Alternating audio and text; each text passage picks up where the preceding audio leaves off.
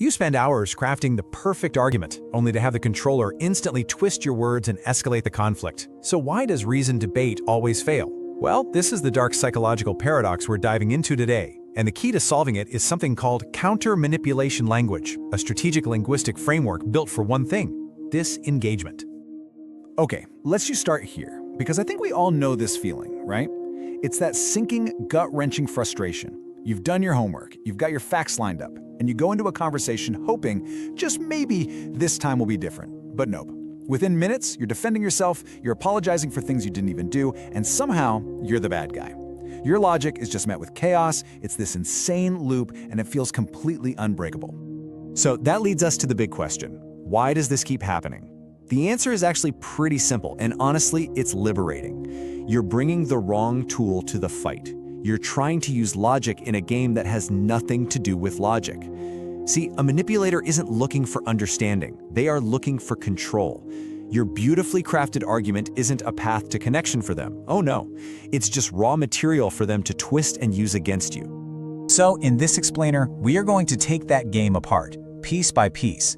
We've just talked about the paradox of argument. Next up, we'll define the CML framework, we'll break down the disengagement mechanism, and get into the psychology of why it works. Then we get practical. We'll build your defensive arsenal, and finally, show you exactly how to break that control loop for good. Okay, so let's get right into it. Section 2, the CML framework. Think of this as defining a whole new battlefield, one where we're using a completely different set of rules designed not to win an argument, but just to protect yourself. So what is counter-manipulation language, or CML? At its core, it's a way of communicating that has one primary goal: to disengage. It's not about fighting back, it's about ending the fight. The keywords to focus on here are strategic, non-reactive, and disrupt. These aren't emotional comebacks. They're pre-planned, calm, almost surgical statements designed to cut through the emotional chaos that a manipulator absolutely thrives on. And this right here, this is a total game changer.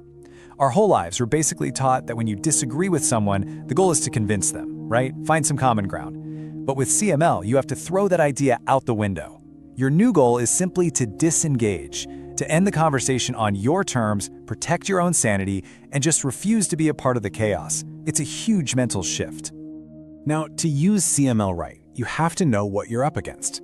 Manipulators basically run on 3 types of fuel. First, you've got narrative distortion. That's gaslighting. They twist reality to make you question what you know. Second, emotional coercion. You know, classic guilt tripping, making you feel responsible for their feelings. And third, conversational chaos. Those arguments that just go in circles forever, designed to wear you down until you just give up. CML is the tool you use to cut the fuel line to all 3. All right, so let's get into the mechanics. How can a few simple phrases actually stop all of this? Well, it's not magic. It's a very precise 3-step process that just systematically takes the manipulator's script apart. The process works in a sequence, and it's incredibly effective. First, you use fact anchoring to ground the conversation in reality. Then you emotionally disengage, and this is the most important step. You deny them the emotional reaction they're feeding on. And finally, you use loop termination to end the conversation. Let's break down each one. Okay, phase 1 is all about dropping an anchor of reality in a sea of confusion. When they try to gaslight you, saying stuff like, "that never happened," your instinct is to argue, right? To pull out the receipts. But that's exactly the trap they want you to fall into. Instead, you just use a fact anchoring statement. You're not debating their version of reality, you're just calmly stating your own. This is a perfect example. I mean, look at this phrase. It's impossible to argue with. You're not calling them a liar. You're not saying you're wrong. That would just escalate everything. You are just stating a simple, undeniable fact. Your experience was different. It's so firm, but it's not confrontational. It puts up a boundary around your perception and says, you don't get to tell me what I experienced. Now we get to the heart of the strategy. A manipulator needs your emotional reaction. Your anger, your frustration, your tears, that's their supply. It's proof that they have power over you. Emotional disengagement is like turning off the faucet. You deliberately refuse to give them that energy. And without it, their whole strategy just collapses. This phrase is just brilliant. Think about how often a manipulator tries to tell you what you were thinking. Like, you only did that to hurt me. They want you to justify, argue, defend, and explain, or jade. This phrase shuts that down completely. You're basically saying, I'm not going to stand trial for my own intentions. It's a calm, powerful refusal to play their game. So, you've anchored reality, you've cut off their emotional supply, and now you have to end the show. Manipulators love circular arguments because they just drain you. Loop termination is you being the circuit breaker. It's not a suggestion, it's not a request, it's a declaration that the conversation is done. Simple, powerful, and final. There's no room for debate here. It's not, I think we should stop talking now, which they can argue with. It's a statement of fact. You are ending it. And as we're about to see, this phrase is only as strong as the action you take immediately after you say it. So we've seen the what and the how. Now let's dig into the why. Why is this so effective? Well, it all comes down to the fundamental clash between what the manipulator needs and what you need to stay sane. This slide really lays it all out. The manipulator is driven by a need for two things: emotional supply and control. Your goal, on the other hand, is self-sovereignty, the right to your own reality, and the boundaries that protect it. CML works because it directly starves their needs while building up your goals. You're not fighting them on their terms anymore. You're making them play by yours, where their usual tricks are useless.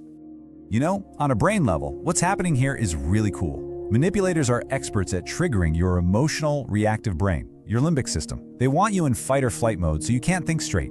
By planning and rehearsing these CML phrases, you're essentially creating a preloaded script for your rational brain, your prefrontal cortex. It's like having a mental escape route to avoid an emotional hijacking. And what this all leads to is reclaiming your power. Not power over them, but power over yourself. See, manipulators want you to have an external locus of control, where you feel like their moods and demands control your life. CML helps you shift that to an internal locus of control, where you realize that you and only you are in charge of your responses and your boundaries. Okay, that's enough theory. Let's get practical. How do you actually use this stuff in the real world? It's not enough to just know these phrases. You've got to prepare them, practice them, and be ready to back them up when things get heated. Here's your action plan. It's a simple three-step process. First, you're going to build your own personalized arsenal of phrases. Second, you're going to rehearse the most important moment, the pause. And third, and this is absolutely crucial, you will commit to enforcing the consequence. So let's start with your arsenal. This is where you make it personal.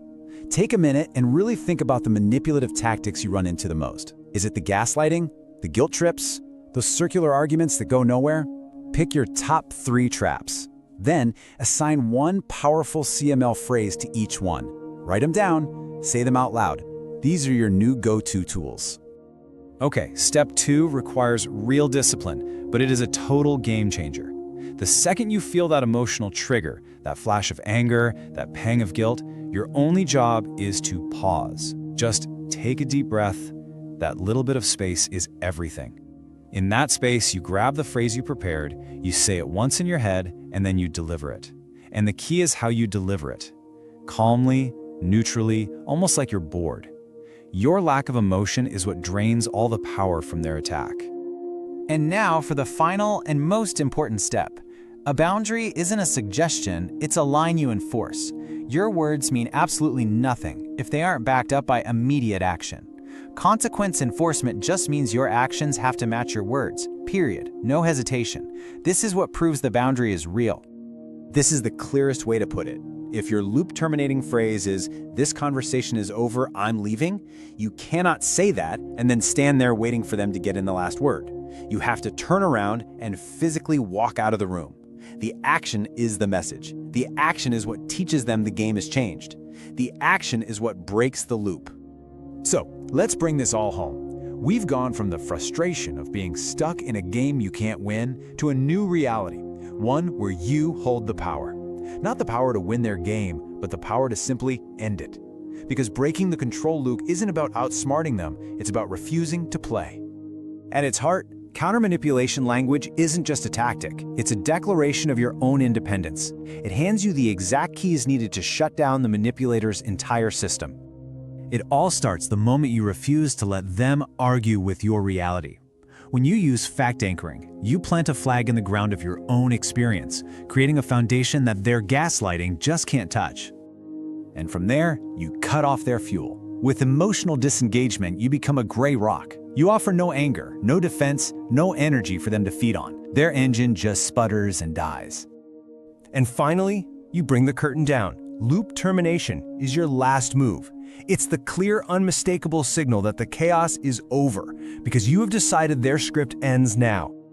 And this is how you take back your power, by having your 3-phrase arsenal ready to go. And by committing to consequence enforcement, you make sure your words have weight and your boundaries have meaning. So just remember this, you hold all the power here. The control loop is a dance that requires 2 people, and you break it the instant you stop reading from their script and start asserting your own. It's not about magic words, it's about the conscious choice to no longer play the part they wrote for you. And that single choice, well, that's where your freedom begins.